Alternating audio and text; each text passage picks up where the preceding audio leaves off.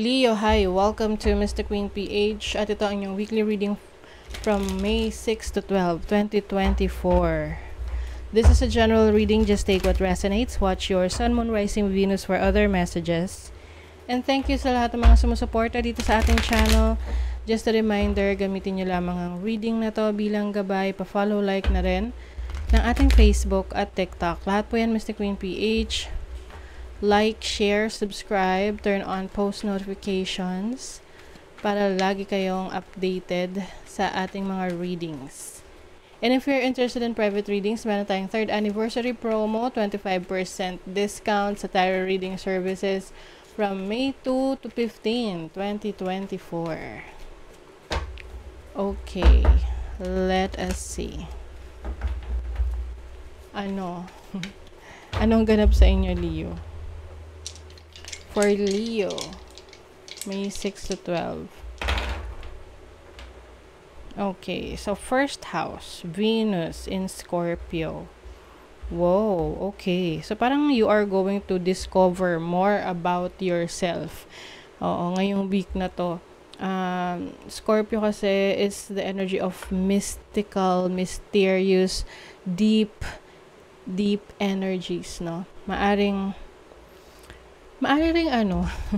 yung iba sa inyo, no, you will explore your sensuality, your sexuality.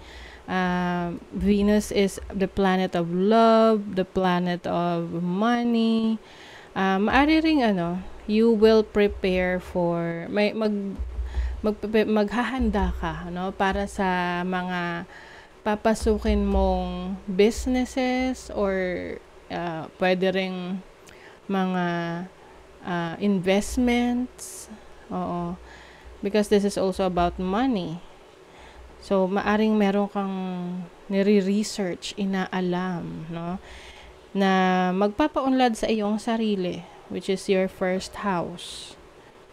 And some of you are also taking care of yourself, no? Self-love, self-care. Maaring may mga activities kang gagawin or mga services na gagawin mo para sa sarili mo to take care of yourself. Example, spa, or yung mga nasa pagpunta sa salon, pagpapawax, ganyan, or anything that will improve your body, no? Your physical appearance. Ayan. So, let's see ano pa. Ano yung overall energy ng mga Leo. Overall energy for this week. The 6 of Pentacles. This is balance. Bringing balance into your life. Finances. So, pwedeng career, yung bibigyan nyo ng attention. At the same time, sarili nyo, no? So, ito yung work-life balance na tinatawag na, kumbaga, may oras at panahon ka sa pagtatrabaho, yes, pero meron ka ring time para sa sarili mo. Alam mo rin kung kailan ka titigil sa trabaho. Kasi yung iba, yung nag-o-obsess sa trabaho, na pati sa bahay, nadadala nila yan. Or kahit na time for relaxation, sige pa rin, trabaho pa rin yung nasa isip.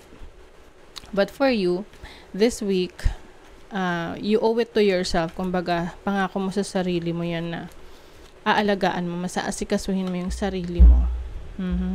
Knight of Swords, ayan. So, maaaring magiging very busy ka, marami kang mga gagawin. You will also be talking to people, no, related sa business kung nasa negosyo ka. May mga makakausap ka rin na pwedeng business partners or someone na gustong mag-invest sa'yo, sa business mo, sa trabaho mo. Let's see your challenge.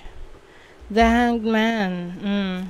Ang challenge sa inyo, patience, no? Kasi minsan may mga bagay kayo na gusto nyong madaliin. Oo, 7 of Pentacles, patience din to eh. So, it seems na yan yung pwedeng pagmulan ng frustration ninyo na meron kayong mga gustong gawin tapos medyo nadidelay. Lalo na if this is related to your career, business. Oo. So, kailangan lang dito kasi, pagdating sa decision making, lalo na sa pera, pag-aralan nyo muna, no? Kung maglalabas kayo ng pera, ng investments, magsa-start ng business, pag-isipang maigi. And yung mga nasimulan nyo na mga endeavors, mga investments, business, career, ipagpatuloy nyo lang yan kasi eventually you will reap the rewards, no? Kailangan lang easy ka lang, cool ka lang. Oo. Kasi lalo kang mapofrustrate kapag nawalan ka ng pasensya. So your opportunity, maraming opportunity, may mga messages coming through. Wow, the magician, you are stepping into your own power. Maaring, if you have a business, maraming inquiries, no? Maraming mag-i-inquire tungkol sa business mo. Maraming o-order. Kumbaga, if you are offering services, maraming gusto ng services na ino-offer ng business mo. With a magician, I also see you na may opportunity ka na mag-aral or magpaunlad pa ng iyong abilities, ng iyong skill set. Kasi, lahat naman nag-i-improve, no? Lahat nag-evolve. So, kahit na napag-aralan mo ng isang bagay, meron niyang bago na matutuklasan ka patungkol doon. So, you have to be open sa mga new ideas. And yung manifestation mo rin, no? Mas lalong nagiging malakas yung manifestation mo. Especially if you are also taking action. Now, your blessing is temperance. Ayan. Ang blessing mo naman is kapag naging patient ka, no? Sabi nga, patient. Yeah, ano ba yun? Blessings, nakalimutan ko. Great things, yan. Great things come to those who wait. So, magiging, yung patience, magiging worth it naman yan. Kasi parang meron ka ritong, marireceive na rewards, or pwede ring may award ka sa nagawa mo. Oo. Kasi may crown ka dyan, no? So, pwedeng, you will, lalo na sa trabaho, yung posisyon sa trabaho na dinideserve mo, makukuha mo. O, diba? May achievement talaga, achievement, recognition, victory. Yes. Kaya, chill lang. Basta pagpatuloy nyo lang yung kailangan nyong gawin para ma-achieve nyo yung goals nyo na yan. Darating din yan. Diba? May anxiety. Kasi gusto nyo mabilis. Mabilis lang yung pangyayari. Gusto nyo mabilis yung makuha ng isang bagay. Kaya lang, yung kumbaga, may mga bagay na pwede mong makuha ng mabilisan. Depende sa proseso na pagdadaanan nun. Pero merong mga kailangan mo talagang maghintay. Ang importante, alam mo kung ano yung gusto mo. No? You are aiming for what you want. Kasi kung hindi mo alam yung gusto mo, kahit alin na lang dyan ang matatamaan mo. 'Di ba? So, pwedeng yung makuha mo, hindi mo talaga gusto. Kasi hindi mo alam kung ano yung gusto mo. So, first, you should know what you want. Oh, change. A resistance to change is a resistance to life itself. Open your heart and mind to new beginnings. Ayan. So, maging open ka raw sa mga pagbabago. Self-worth. Oh, ayan. Self-love.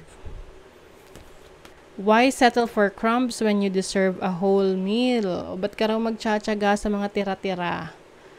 Kung dinideserve mo naman ang main course, 'di ba? Yung buong meal.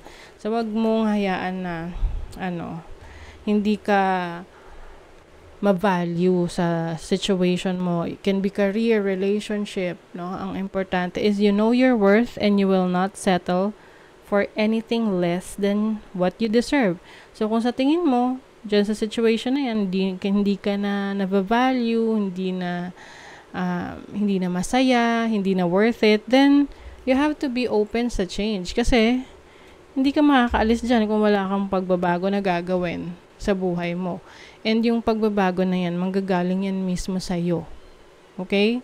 So, that is your reading, Leo. Thank you so much. Bye!